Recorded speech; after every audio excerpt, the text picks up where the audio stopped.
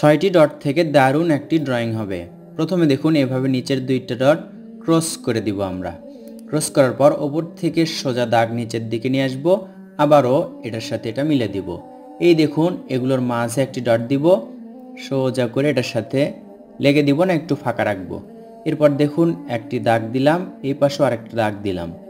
এখন আমরা এখান থেকে একটু ভাঁজ করে দেখুন এটা আঁকছি আমরা কুরআন, রেহেল সহ একটি কুরআন। সুন্দর একটি ড্রয়িং।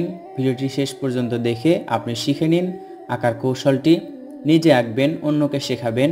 কৌশলটি কিন্তু দারুণ। এভাবে দেখুন নিচের অংশে আমরা একটু ডিজাইন করব। ডিজাইনগুলো অনেক সহজ, কৌশলে আঁকলে সব কিছুই সহজ এবং সুন্দর হয়। কুরআন আঁকা হলো, রেহেলও আঁকা হলো। এখন কুরআনের মাঝে পৃষ্ঠায় আমরা একটু আরবি লেখা বোঝাবো। দূর থেকে দেখা হলে যেরকমটা বোঝা যায় আমরা সেরকম করে অস্পষ্ট করে লেখা বুঝিয়ে দিব যে এতে আরবি লেখা আছে। তো বন্ধুরা, এভাবে আপনি একটি রেহেল সহ কুরআন আঁকতে পারেন। কি থেকে? 6টি ডট থেকে। কেমন লাগলো এই ড্রয়িংটি কমেন্ট করে জানিয়ে দিন।